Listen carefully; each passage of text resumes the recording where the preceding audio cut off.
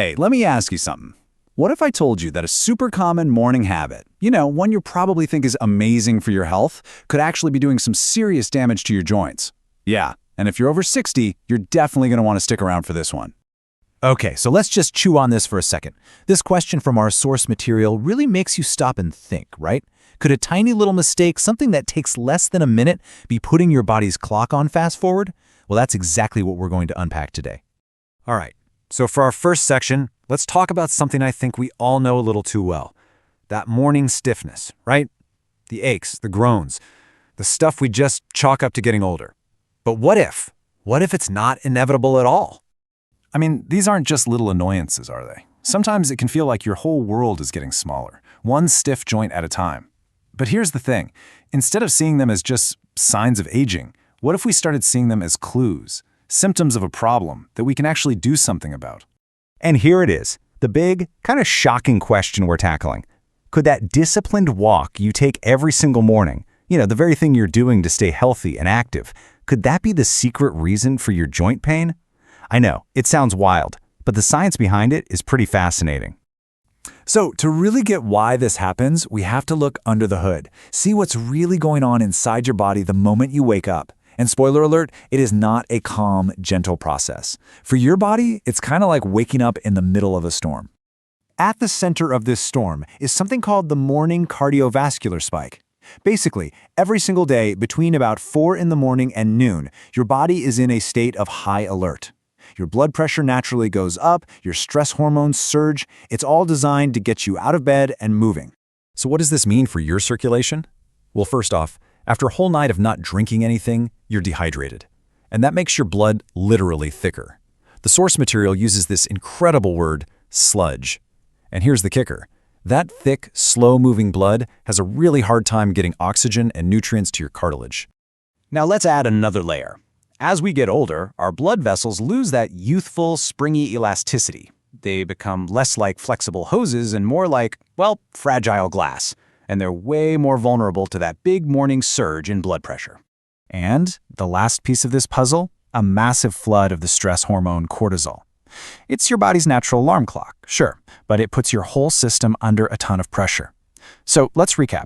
You've got thick blood, stiff pipes, and a system just flooded with stress hormones. Now this is where it gets really interesting. For someone under 40, this whole morning event is just a minor ripple. Their bodies handle it no problem. But for someone over 60, with those stiffer vessels, it's a major biological storm. It's a really high-stakes moment, shifting from sleep to being awake. And we can't forget about your joints. Think about it. You spend all night breathing out moisture, so you wake up dehydrated, and your joints are too. They're thirsty, without the fluid they need to move smoothly. And on top of that, they're already being starved of nutrients by that thick morning blood. And all of this brings us to the main effect, what we're calling the morning rush mistake. It's what happens when you just ignore this internal storm and force your body to go from 0 to 60, from a dead sleep straight into intense activity. When you rush into activity on those dry, unlubricated joints, you set off this whole cascade of damage. You're literally grinding down your cartilage. You're causing these tiny little injuries to your hips and knees. You're starving your joints of the oxygenated blood they desperately need to repair themselves. And get this, it even wears down the protective coating on your nerves, which is so crucial for your coordination and balance. And the numbers really back this up. Some research shows that when you don't have a proper transition protocol in the morning, basically a gentle routine to ease your body awake, you can increase your risk of a major health event by a whopping 62%. That's a huge number. So the takeaway here is critical. This daily rush isn't just causing a little morning stiffness, it is actively short-circuiting your mobility. Day by day, you're eroding the very biological foundation that holds you up and lets you move around in the world. Okay, so that's the problem. And I know, it sounds pretty grim. But here is the really good news. The solution is surprisingly and wonderfully simple. It's a simple protocol that helps your body get back in sync with its own natural rhythm. It's a 3-step protocol that takes less than 3 minutes. Seriously. First, when you wake up, just stay still for 30 seconds. Let your systems kind of shake hands and get on the same page. Second, sit up on the edge of your bed for another 30 seconds. This just lets your fluids redistribute safely. And third, and this is a big one, before you even think about coffee, stand up and drink a full glass of water. Lubricate those joints from the inside out. And that's the beauty of it, isn't it? 30 seconds. Each critical step takes just half a minute. We're not talking about adding some crazy hour-long workout to your day. We're talking about adding a few brief, intentional moments of calm to protect your body for decades to come. Now, that 3-minute transition, that's your foundation. But if you really want to supercharge this, you can pair it with the right fuel. Because reclaiming your mobility isn't just about how you move in the morning, it's also about what you put into your body. Our source material points to some really specific foods that can help build a more resilient body. We're talking about things like slow-digesting cottage cheese to support the muscles around your joints, or ancient grains like teff, which are packed with lysine, a key building block for collagen.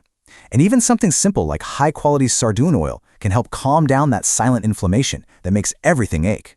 And the results? Well, they can be absolutely life-changing. Just look at Leonard, 82 years old, who is feeling heavy and unsteady. By just adopting this morning transition and tweaking his diet, his balance actually started to improve. Or how about Clara, who discovered that her chronic stiffness, the kind she thought she just had to live with forever, finally started to ease up when she stopped rushing and started giving her body what it actually needed in those first few critical minutes of the day. These are real people, seeing real changes. And that really brings us to the most powerful idea in all of this. Aging does not have to be a story of decline. It just doesn't. Your body has this incredible capacity to be resilient. With the right information and a few simple tweaks, your best, most mobile years could still be right around the corner. So I'll just leave you with this one final thought. When you wake up tomorrow morning, what are you going to do?